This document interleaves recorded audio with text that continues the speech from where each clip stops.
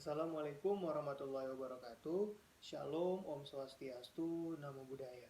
Pertama-tama, marilah kita panjatkan puji dan syukur kita kehadiran Tuhan Yang Maha Kuasa, karena berkat rahmat dan karunia-Nya kita dapat diberikan kesehatan sehingga bisa berkumpul di tempat yang istimewa ini.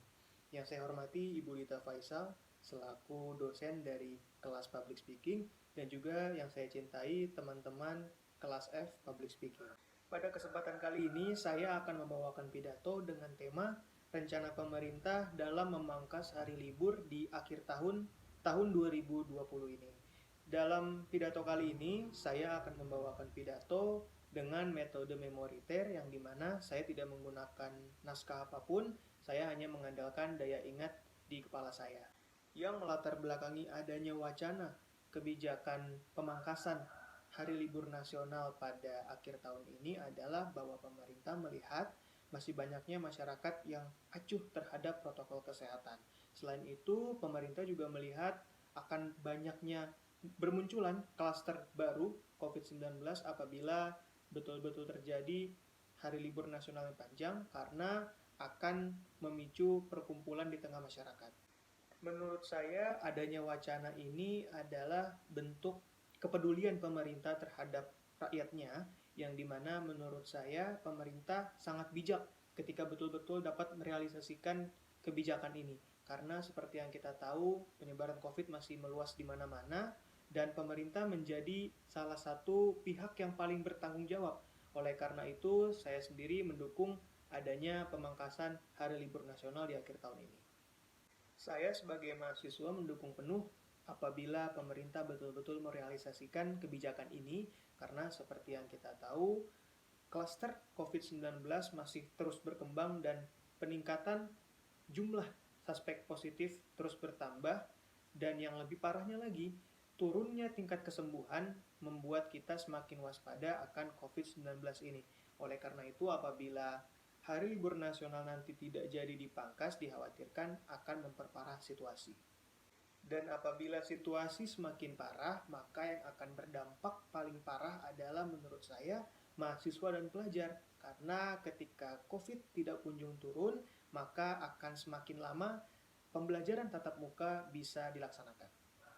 Saya mencoba memposisikan diri saya sebagai pengusaha, yang dimana setiap pengusaha menginginkan pemulihan ekonomi di akhir tahun ini. Tetapi seperti yang kita tahu, COVID tidak kunjung selesai dan berakibat fatal kepada sektor-sektor lain, terutama sektor ekonomi. Oleh karena itu, saya berusaha sebisa mungkin untuk menghemat pengeluaran perusahaan atau usaha saya, dan juga saya sebisa mungkin mencari para investor yang bisa mempertahankan dana dan membuat usaha saya tetap hidup di masa pandemi ini. Selain menghemat anggaran, pengeluaran, dan juga meminta dana dari para investor, saya akan mengoptimalkan bantuan dari pemerintah, yang dimana pemerintah akan meluncurkan dana bagi UMKM. Dan pastinya dana tersebut akan saya gunakan sebaik mungkin agar usaha saya masih tetap bisa bertahan di masa pandemi seperti saat ini. Hal pertama yang akan saya lakukan, saya akan lebih dulu memastikan kepada pemerintah apakah kebijakan tersebut betul-betul terjadi atau hanya sekedar wacana. Karena apabila itu masih tetap terjadi, yang dimana tidak terjadi pemangkasan liburan akhir tahun ini, maka saya akan berusaha semaksimal mungkin untuk bisa memberikan pelayanan terbaik dengan tetap mematuhi protokol kesehatan. Seperti hotel yang tetap mematuhi protokol kesehatan, dan juga objek-objek pariwisata yang dilengkapi dengan disinfectant chambers dan juga masker.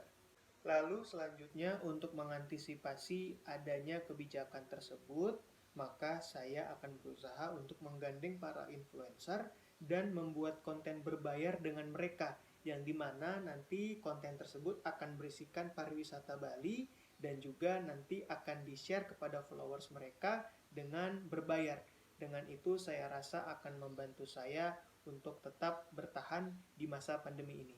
Terakhir, saya ingin menghimbau kepada teman-teman semua, khususnya diri saya sendiri, agar nanti ketika betul-betul pemangkasan hari libur nasional itu dilaksanakan, dan ataupun kebijakan tersebut tidak jadi dilaksanakan, kita tetap mematuhi protokol kesehatan dan sebisa mungkin tidak keluar dari rumah dalam rangka memutus penyebaran COVID-19.